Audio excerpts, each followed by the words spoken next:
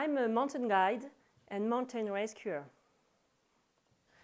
To become what I am today, I had to exploit every bit of my potential. Today I want to share with you how to exploit your potential. I grew up in a little town in the mountains.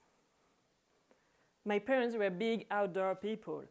We went climbing, hiking, biking, camping, but also sailing, windsurfing, or even hang gliding, paragliding, caving, skiing, well, any sport you can do in the outdoors. At 14, I was hooked with alpine climbing and rock climbing. Here I am, training on the Bosson Glacier in Chamonix Valley. I wanted to spend as much time as possible in the mountains. I just realized I was following 3 rules on a very unconscious way to do so. The first one is to accept challenges. Am I good enough? Should I go for it? At that point, just accept the challenge. You will learn something on the process. My major challenge was to join the French Army mountaineering group. It's the elite group of the French Army, composed of 10 climbers, soldiers, that go on expeditions to remote locations all around the world. I was 23. I heard about the group leader was looking to hire a woman because there were more and more strong female alpinists. He wanted to give a chance to one of them. I was very intimidated to apply. I was intimidated to join French Army and become a soldier, to go on expeditions, harsh conditions, only with men for months, and also to be the first woman in that team. That means I would have to prove myself. A good friend of mine, she said, well, you want to spend time in the mountains, they're looking for a woman, I guess you should apply. Well, that makes sense. So I tried, I applied, and they hired me. So the group was created 40 years ago. There have been 86 team members, and I was the first and only woman to hold that position. I went to Antarctica. We climbed the highest peak, the Mount Vincent. I had to cover myself from the cold, as you can see in this picture.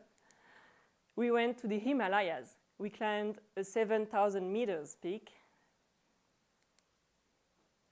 I also went to Canada. We climbed the highest peak, the Mount Logan. We hiked this narrow ridge for 4 or 5 days. And this mountain is just so far away from everything. You have to take a plane and land on the glaciers, otherwise it would take weeks to get there. We also participated to a mixed French-Chinese expedition. Also went to Pakistan, Iran, Norway, Baffin Island, in Canada again. Well, I accepted that challenge, and it brought me far beyond my expectation. I wanted to spend time in the mountains, and I was a professional alpinist. Another challenge we accepted with my friend Vanessa was to climb the Zodiac route in Yosemite National Park on El Capitan in the US.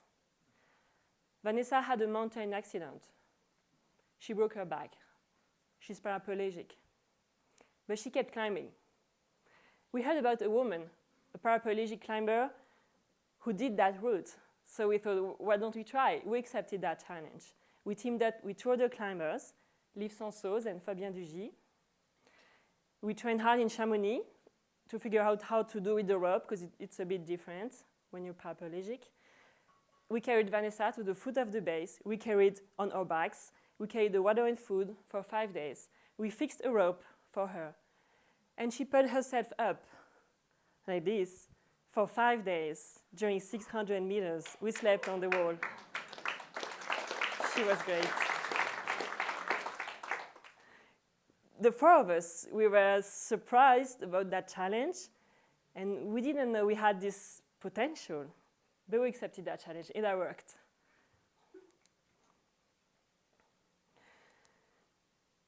Rule number 2, surround yourself with the right people, friend, boyfriend, girlfriend, family. We need a strong backup team. Even if we go for a solo climb, you need a strong team. During these 4 years in this elite group, I often felt sidelined. I felt like the other team members were competing with me instead of teaming up. So I decided to move on. Perhaps because I was the only woman. I applied to become an army ski and mountaineering instructor. The French Army Ski and Mountaineering School was created 90 years ago. There are 30 instructors. And again, gas, I was the first and only woman to hold that position. I was a master corporal after 4 years in the army. And my job was to lead mountain infantry troop. I was there to teach alpine techniques to soldiers. Some of them just came back from tour of duties in conflict zones, like Afghanistan. They were strong, tough guys, soldiers, and I was their teacher. But my colleagues were very supportive. They taught me how to lead such large group. They even trusted me to lead a group all the way to the Mont Blanc, which is the highest peak in Europe. It stands above Chamonix. Mountain guys have 2 clients when they climb the Mont Blanc. I had 22 clients. So I was there, and my troop was following my tracks. So you can imagine the face of the other mountain guys crossing my way up. It was interesting. Hello. Sorry. But after 4 years as an instructor, the higher-ranking officers were not very happy to have me in the team. At the very beginning, they didn't want to hire me because I was only master corporal and a woman. And then they didn't want to go higher rank and become a sergeant. And then they didn't trust me to become a ski instructor. They thought I wasn't good enough anyway. So I decided to move on.